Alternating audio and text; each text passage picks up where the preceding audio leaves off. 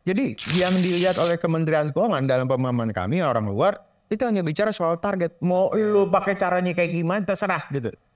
Nah ini kan satu hal yang keliru. Jadi bayarlah pajak sesuai dengan aturan main, sesuai yang ditentukan, bukan bayar pajak dengan petugas pajak. Ini mencerminkan bahwa memang reformasi birokrasi di Kementerian Keuangan khususnya di perpajakan tidak berjalan dengan baik, dan mestinya ini jadikan momentum karena udah banyak kasus kan.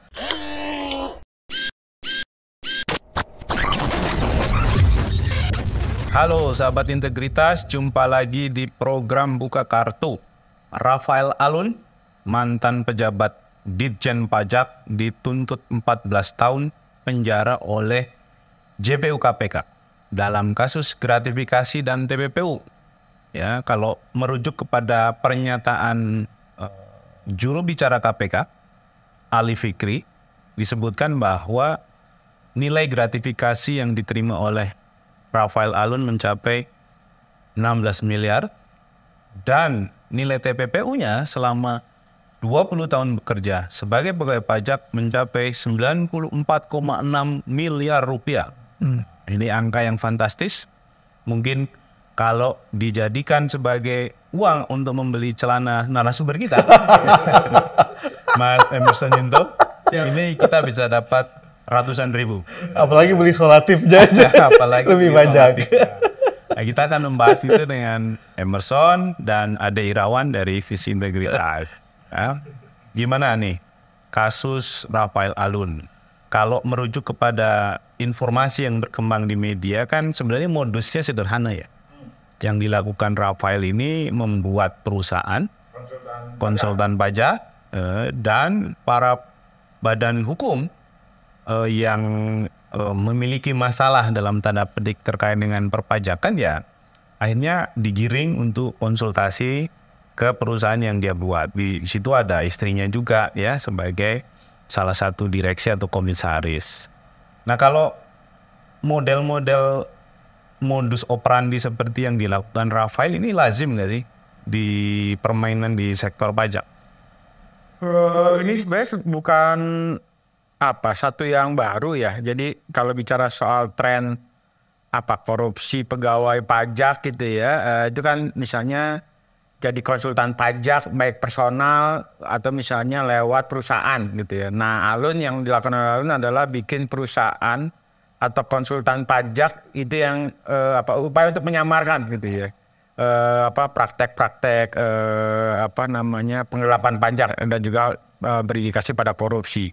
Nah, ini mirip misalnya salah satu yang fenomenal misalnya Gayus Tambunan ya, bukan Gayus Tambunan karena ada dua Gayus yang kita kenal, jadi jangan sampai salah sebut tuh Pak Adnan.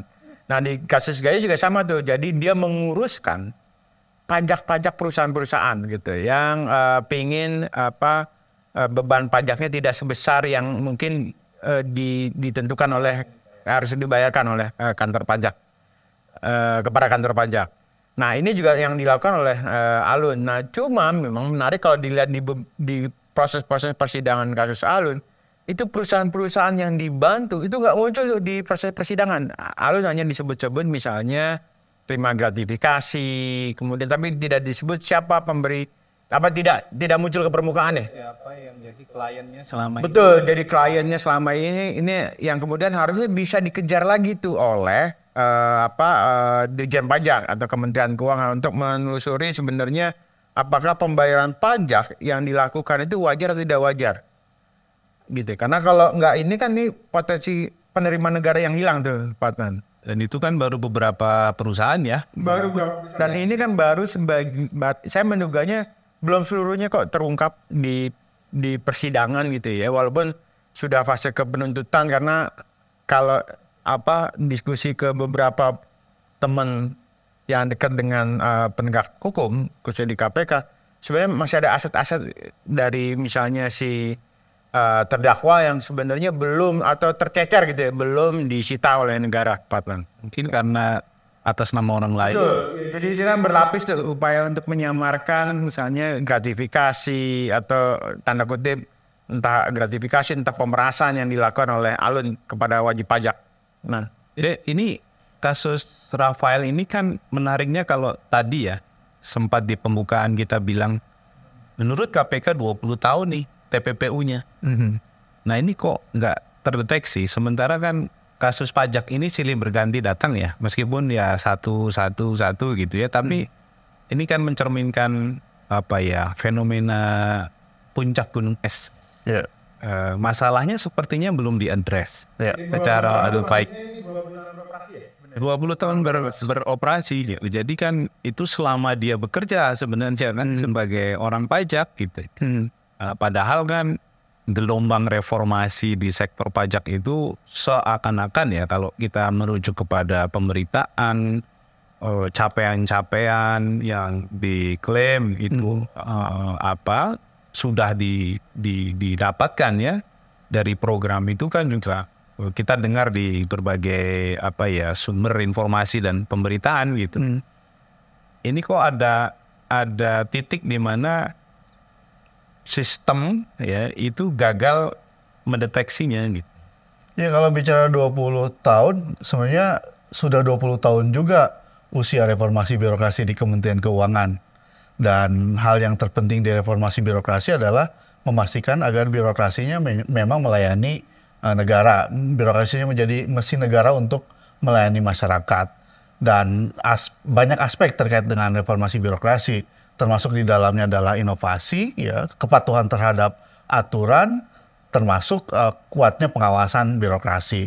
Nah, kelihatan di sini titik tekan reformasi birokrasi yang diawali, yang diprioritaskan di Kementerian Keuangan khususnya pajak, itu cuma menitikberatkan pada remunerasi, pada jumlah uang yang akan diberikan kepada si pegawai, dan agak mengabaikan aspek-aspek penting yang lain. Termasuk di dalamnya adalah mekanisme deteksi agar si birokrasi ini menjalankan tugasnya dengan baik gitu. Jadi kalau sistem pencegahannya jalan, sistem deteksinya jalan gitu ya, termasuk sistem pengawasannya jalan, kasus-kasus seperti ini tidak akan terjadi. Dan sepertinya ini tidak dijadikan sebagai prioritas, sehingga bisa dengan mudah ruang-ruang tersebut dimanfaatkan gitu ya. Yang diceritakan Emerson, modus-modus dia menggunakan punya perusahaan yang lain, atau modus-modus mengurus yang mestinya negara bisa mendapatkan penghasilan yang banyak, tapi kemudian karena jasa orang yang mestinya mengumpulkan uang untuk negara justru berbalik digunakan untuk kepentingan pribadi. Ini masih terjadi, dan saya kira ini menjadi catatan besar gitu ya, bahwa mestinya reformasi birokrasi tidak hanya diidentikan dengan remunerasi. Reformasi birokrasi juga mestinya diidentikan dengan perbaikan sistem gitu ya, memastikan agar birokrasi ini on the track gitu ya.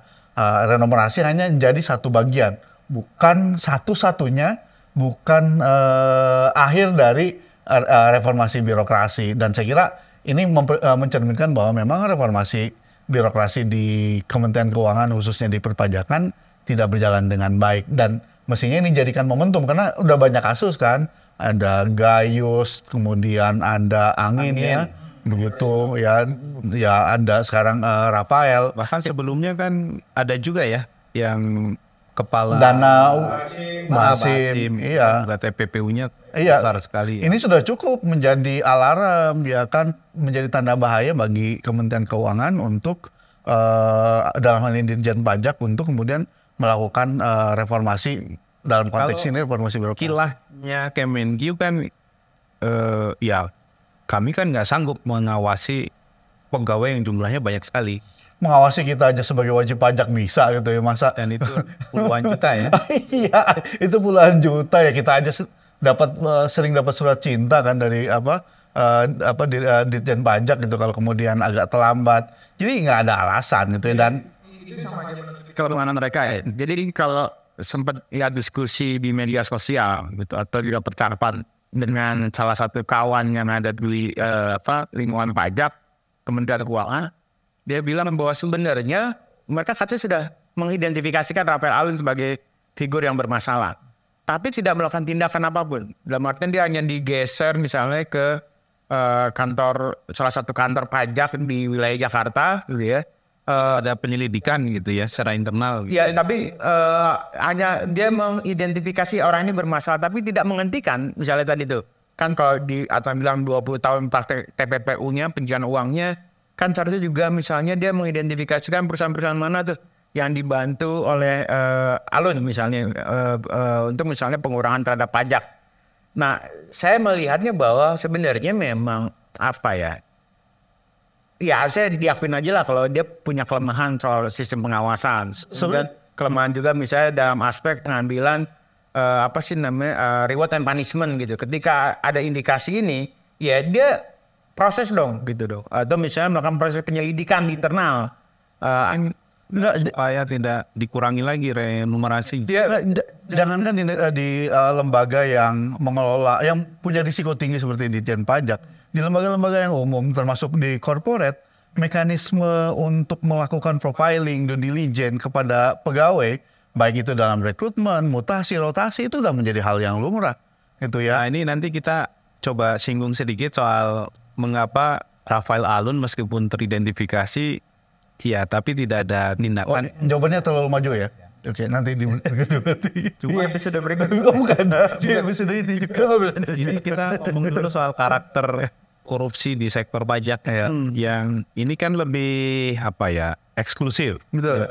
Ya dibanding korupsi di sektor publik pada umumnya. Ya misalnya di pelayanan publik, di pengadaan.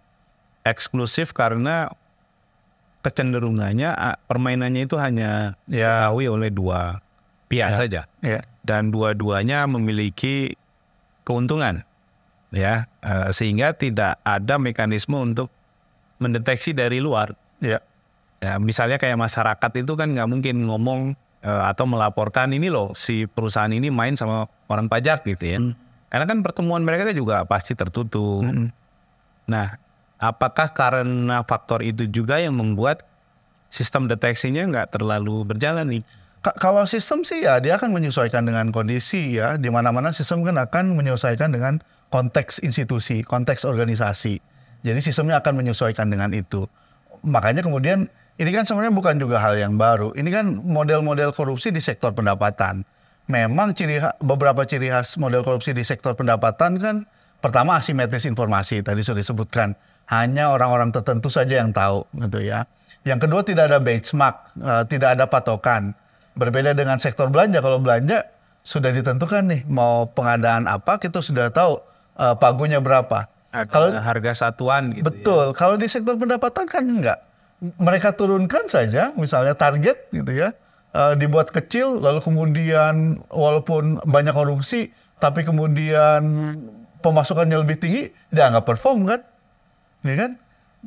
Ini beberapa faktor yang kemudian memang membuat sektor pendapatan ini mestinya agak jauh lebih dapat atensi. Walaupun sekali lagi kalau untuk sistem mestinya akan menyesuaikan gitu ya. Di sistem standar sekarang kan semuanya pasti ada mekanisme pencegahannya, mekanisme deteksinya, mekanisme penanganannya, itu standar gitu ya. Lalu hal yang lain juga saya kira di Kementerian Keuangan juga ada mekanisme pemetaan risiko kan. Gitu ya. Apalagi katanya kan inspektoratnya dianggap terbaik ya. Ya, dan mereka udah menerapkan juga misalnya ISO 37001 gitu ya. Jadi dan di situ klausul utamanya adalah pemetaan risiko penyuapan. Jadi sudah punya dan menurut saya sih lembaga seperti Ditjen Pajak, Kementerian Keuangan pasti udah punya risk register gitu yang mesti mereka cek. Dan problemnya mungkin karena mereka hanya mentreatmentnya sebagai proses internal. Tidak ada misalnya overview dari pihak lain yang lebih independen sehingga misalnya resiko kecurangan gitu ya atau resiko korupsi itu ya mungkin disusun atau dibuat tidak berdasarkan apa yang terjadi di lapangan tapi ya sekedar mengisi saja ada listnya gitu ya, sekedar gugur kewajiban gitu sehingga tidak ada mekanisme untuk memvalidasi apakah daftar itu sebenarnya sudah mencerminkan keadaan sesungguhnya. Ya itu artinya memang sistemnya tidak dijalankan, bukan tidak ada sistem kan. Karena kalau sistemnya jalan, pemetaan risiko ini kan akan terus-menerus dilakukan kan secara berkala. Kita akan tahu di mana saja titik yang bisa ditolerir, mana yang enggak gitu ya. Mana aktivitas yang bisa diterima atau yang enggak gitu ya. Jadi mestinya itu dijalankan. Dan kalau kita belajar misalnya dari riset dengan PLN, mereka bisa jalankan kan ada kaki-kaki untuk menjalankan itu. Kaki-kakinya dari mana? Pertama, pimpinan yang terus-menerus mengingatkan gitu ya. Karena pimpinan ini menjadi hal yang penting kan, setting tone from the top gitu ya. Yang kedua, sistemnya dikaitkan dengan KPI mereka supaya semua orang bisa menjalankan itu. Jadi yang mereview bukan cuma misalnya di bagian pengawasan saja atau di bagian kepatuhan aja, tapi semua orang juga punya kepentingan gitu ya. Yang ketiga memang kalau mereka sungguh-sungguh ya ada struktur yang akan terus-menerus menjaga, menjalankan gitu ya, mengawasi dan memastikan sistem ini ada terus-menerus peningkatan, ada terus-menerus perbaikan. Termasuk kalau belajar dari PLN, mereka undang pihak eksternal untuk kemudian evaluasi sistem ini gitu ya. Kalau jalannya di mana gitu ya, yang harus diteruskan. Kalau pakai bahasa Pilpres sekarang gitu ya, yang mau dilanjutkan yang mana gitu ya, yang mau diubah total yang mana begitu yang kan, yang mau diperbaiki yang mana, itu adil, tiga-tiganya ada. Yang menang yang mana? Don, ya ini kan Rafael Alun bilang bahwa hartanya tidak bisa semuanya dirampas atau disita karena dia sebenarnya sudah mengikuti program tax amnesty. Kita tahu kan program tax amnesty ini memang memberikan ruang bagi warga negara Indonesia untuk mendaftarkan kekayaannya yang selama ini mungkin tidak terdata gitu ya. Yang itu tidak perlu juga dideklar asal-usulnya dari mana gitu ya. Nah, apakah alasan itu bisa diterima? Karena sudah ikut tax amnesty, maka kemudian ya hartanya tidak bisa diutak-atik lagi. Jadi pegawai pajak kok minta tax amnesty, itu juga aneh ya. Jadi ini sebenarnya lagi-lagi dalih upaya-upaya penghindaran proses hukum itu yang dilakukan oleh Rafael Alun. Tax amnesty malah mencurigakan. Mencurigakan gitu kok. Artinya apa? Dia kan kekayaannya harus juga dilihat misalnya dengan kesesuaian dengan pertama beban pajak plus satu lagi adalah LHKPN gitu ya. Kalau dilihat dari LHKPN kan sebenarnya nilai kekayaan yang dimiliki jauh lebih besar daripada yang dilaporkan gitu ya. Apalagi tadi kalau dia minta tax amnesty kalau di cross check cocok nggak nih misalnya begitu. Nah ini kan sebenarnya juga menunjukkan ada persoalan serius ya, bagaimana misalnya pertanyaan kita kok ya tax amnesty waktu itu dikabulkan, kan menjadi pertanyaan besar juga. Ditelusuri gitu ya. Kalau ada pegawai pajak minta tax amnesty, ini pasti ada apa-apa, atau jangan-jangan itu diselesaikan di atas meja aja nih. Jadi kong kali kong antar pegawai-pegawai di lingkungan pajak gitu, oknum pajak ya. Jadi wah ini ada potensi kalau dibuka semua mungkin akan membahayakan dia secara karir gitu ya. Jadi dia halin dengan tax amnesty pakai pertanyaan berikutnya, waktu itu dia perusahaannya pakai nama siapa? Pribadi kah atau apa? Artinya kan ada upaya mengaburkan sebenarnya. Mengaburkan kekayaan yang sesungguhnya. Nah saya balik lagi bicara soal modus ya. Nah ini kan apa ya? Ada yang bilang dua alasan kenapa praktek pajak ini begitu masif gitu ya di zaman Rafael Alun dan juga Angin Praitno Haji, karena waktu itu ada target pajak yang dibebankan oleh Kementerian Keuangan kepada semua kepala pajak, pejabat-pejabat di lingkungan pajak di seluruh daerah. Nah, dengan adanya target pajak itu kan orang langsung bisa nembak nih, perusahaan A bayar pajaknya sekian. Nah, di situ muncul proses transaksional tuh. Mas ini nggak kegedean nih, bisa nggak dikurangin gitu? Atau misalnya kalaupun dia pakai pihak ketiga konsultan yang mungkin tidak berintegritas gitu ya, Mas bilangin manajernya bisa nggak mau nggak dikurangin. Jadi ya seperti Atan bilang, proses transaksional kan hanya segelintir orang tuh. Jadi antara petugas pajak, pemeriksa pajak dengan misalnya perusahaan, pihak ketiga barangkali hanya konsultan pajak. Nah ini kan semua diuntungkan tuh dengan seperti lingkaran setan. Jadi mereka diuntungkan dengan proses transaksional itu. Jadi kalaupun ini kasusnya terungkap, ini sebenarnya jarang-jarang terjadi gitu ya. Jadi alun Kemenq menganggap ya kasus-kasus seperti Rafael ini kerikil saja karena beban mereka untuk bisa mengumpulkan pajak yang sudah diputuskan ya di dalam bahkan undang-undang APBN ya itu kan sudah ditetapkan tuh pendapatan pajak sekian dari juta betul. sekian. Jadi yang dilihat dia lebih ke pemenuhan target pajaknya. Bukan misalnya apakah ini sebenarnya misalnya target 100. Si petugas pajak berhasil nih 100 atau 100 lebih. Padahal sebenarnya kalau nggak ada kong kali kong dalam hal ini bisa 300 atau berkali-kali lipat gitu. Nah, jadi yang dilihat oleh Kementerian Keuangan dalam pemahaman kami orang luar itu hanya bicara soal target. Mau lu pakai caranya kayak gimana terserah gitu. Nah ini kan satu hal yang keliru. Jadi bayarlah pajak sesuai dengan aturan main sesuai yang ditentukan. Bukan bayar pajak dengan petugas pajak. Kan orang lebih cenderung tuh pengusaha-pengusaha itu lebih baik bayar pajak ke petugas pajak benar. Lebih murah daripada bayar pajak ke misalnya ke negara. Nah itu yang kemudian bisa jadi biang keladi walaupun sebenarnya target bagus ya karena kalau tanpa target ya kerja nanti asal-asalan. Tapi itu jebakan yang kemudian harusnya jadi bahan evaluasi. Jadi jangan sampai misalnya pemenuhan target tapi juga melakukan praktek pembiaran tuh terhadap perilaku misalnya dari oknum pegawai pejabat pajak tuh untuk bermain-main tuh di upaya penerimaan negara. Ini pertanyaan terakhir ya. Pertama buat Emerson, 14 tahun tuntutan itu udah memadai nggak? Kalau 14 tahun harusnya bisa 20 tahun ya, biar lebih maksimal. Jadi 14 tahun ini kan walaupun saya juga nggak terlalu yakin apakah dia benar-benar nanti ditahan atau enggak atau dia cuma kos saja di penjara gitu.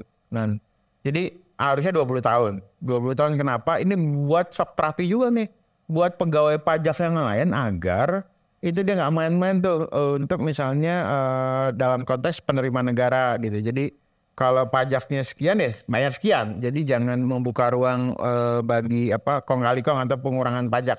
Karena kalau hukumannya itu ringan, orang akan menjadikan itu jadi presiden. Nanti kalaupun apes ya paling kayak Rafael gitu ya.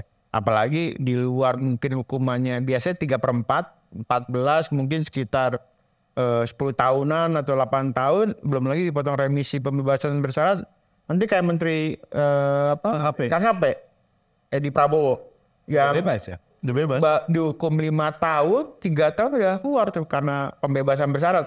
Aziz Samsudin juga sedang menjalani fase itu ya sekarang. Ya, jadi itu yang kemudian membuat upaya-upaya pemberian jera buat koruptor itu ya semacam omong kosong dan sepanjang dia tidak menjalani hukuman secara full, ada banyak keistimewaan baik selnya, kemudian remisi pembebasan bersyarat yang itu kemudian mengurangi tingkat pemberian efek jera buat pelaku. Jadi Presiden Jokowi jangan hanya ngomong jumlah yang di penjara ya. Betul. Tapi lihatlah bahwa proses ini juga tidak memberikan efek jera karena ada persoalan di dalam sistem penegakan hukum. Di satu sisi dia kecewa soal banyaknya hukuman, tapi di sisi yang lain dia membiarkan praktek-praktek adanya remisi, pembebasan bersyarat, cuti menjelang bebas yang kemudian mengurangi hukuman buat koruptor. Yang dilihat Pak Jokowi adalah jumlah yang sengsara gara-gara betul. Jadi itu. Kayaknya lebih sayang ke koruptor Pak Ade daripada ke masyarakat dan sayang yang lain sebenarnya. Ini terakhir. Data LHKPN itu kan ada ya. Sudah dikumpulkan. KPK juga pasti sudah ada. Treatmentnya bagaimana supaya Kemenq ini bisa memanfaatkan data ini untuk menyaring lagi integritas para pegawainya. Kan proses ini adalah proses yang terus-menerus harus dilakukan. Ya. Tidak sekedar kemarin ya, misalnya flexing para pegawai pajak tuh, kan yang pakai Muge itu organisasinya suruh bubar gitu ya. Tapi motor Muge-nya sendiri kan nggak pernah ditanya itu dari mana. Didapatnya gitu. Maksud pegawai pajak bisa beli Muge. Apakah jangan-jangan modusnya baik lagi? Ternyata mereka juga punya perusahaan-perusahaan konsultan pajak tuh, kayak gitu. Nah, ini kan sebenarnya akarnya bisa berangkat dari LHKPN. Nah, kebijakan apa yang harusnya dibuat oleh Sri Mulyani untuk mengefektifkan LHKPN sehingga integritas para pegawai pajak, terutama ya, kita ngomong kalau Kemenq itu kan dua, satu pajak, satu cukai kan. Nah ini supaya kemudian proses menyaringnya itu bisa berjalan terus-menerus. Pertama ya jangan cuma jadikan LHKPN sebagai alat administrasi aja, gugur kewajiban, dan itu tidak digunakan sebagai data hidup. Nah baiknya sih memang supaya ini tidak terjadi karena daya rusaknya kan luar biasa gitu ya, bukan cuma citra Kemenq tapi juga ini kan uang kita tuh, kita juga masyarakat nyari uang susah minta ampun untuk dipotong pajak dan uangnya dipakai di luar kepentingan negara atau di luar kepentingan masyarakat. Nah salah satu caranya adalah semacam membuat komite untuk mengawasi, membaca LHKPN ini gitu ya. Mana-mana saja yang Kemenq-nya. Betul. Ini kan mereka kan punya SMAP, mereka bisa pakai FKAP-nya atau mereka bisa pakai komite-komite yang ada di sana untuk mengecek itu. Dua hal yang bisa dicek. Pertama, apakah kemudian laporan yang diberikan sudah sesuai atau tidak? Gitu ya. Kalau LHKPN kan cenderung orang pura-pura miskin, ya kan? Itu yang mesti dicek, dan itu juga bisa untuk beberapa posisi bisa dicek lifestyle mereka, itu ya bisa dicek. Yang kedua, untuk LHKPN yang mencurigakan mereka bisa juga follow up gitu ya, bisa bekerja sama dengan lembaga-lembaga yang ada gitu ya, misalnya PPATK atau KPK gitu ya, bisa dijadikan partner bagi Kementerian Keuangan untuk memastikan agar memang harta-harta yang dimiliki oleh si birokrasi yang di Direktorat Pajak ini ya memang berasal dari uang yang halal, bukan uang yang haram. Dan ini penting karena kejadian ini kan terus berulang, dan kita juga nggak pernah tahu apakah kemudian ini puncak gunung es gitu ya, karena ini kan ketahuannya bukan karena memang pengawasan dari Kementerian Keuangan kan, karena flexingnya dilaporkan. Betul, ini kan karena by accident saja. Gitu padahal kalau dulu banyak misalnya selebriti, orang-orang yang pamer harta kekayaan langsung dikejar diberikan pajak. Tapi untuk pegawai sendiri diam-diam. Sosmednya langsung kerja. Betul. Nah, jadi bisa mereka pakai ya ad hoc kah atau fungsional kah yang kemudian bisa memastikan itu, dan memang harus dipastikan pegawai-pegawainya melaporkan dengan benar. Jadi dua titik itu. Dan saya kira ini bisa jadi salah satu ikhtiar bagi Dirjen Pajak untuk memastikan bahwa pegawai-pegawainya memang sudah on the track menjalankan kewajibannya tanpa menyelewengkan uang negara gitu ya. Kalau kemudian ini terus berulang, ini bisa demoralisasi gitu ya, warga ya seperti saya katakan di awal, capek-capek cari uang, dapat uang sedikit, apa-apa dipajakan gitu ya. Dapat kenikmatan, semua kenikmatan gitu ya. Ya mau kita anggap nikmat atau nggak nikmat gitu ya, itu dipajakin gitu ya. Jadi ya makanya sudah saatnya ya Kementerian Keuangan dalam hal ini Ditjen Pajak amanah gitu ya, dan amanah dalam mengumpulkan, amanah dalam mengelola. Tapi nggak patona, amanah aja. Amanah patona gitu ya. Supaya ya tadi uangnya bisa digunakan untuk kepentingan kesejahteraan masyarakat, supaya negara ini berkah. Mungkin begitu biasa. Betul. Oke, siap. Thank you untuk insight-nya, sahabat integritas. Kemenq harus berbenah karena mereka adalah barometer reformasi birokrasi di Indonesia. Jangan sampai kemudian masyarakat kehilangan kepercayaan kepada para pegawai pajak, kepada para pegawai Kemenq, sehingga mereka juga enggan membayar pajak. Karena itu 14 tahun tuntutan Rafael Alun masih dianggap kurang memberikan efek jera. Karena tadi Emerson justru menyarankan mestinya 20 tahun. Karena setelah itu pasti ada pengurangan-pengurangan ya. Misalnya remisi dan lain. Diskon. Demikian diskusi kita hari ini di program Buka Kartu. Kita ketemu lagi di lain kesempatan. Sampai jumpa.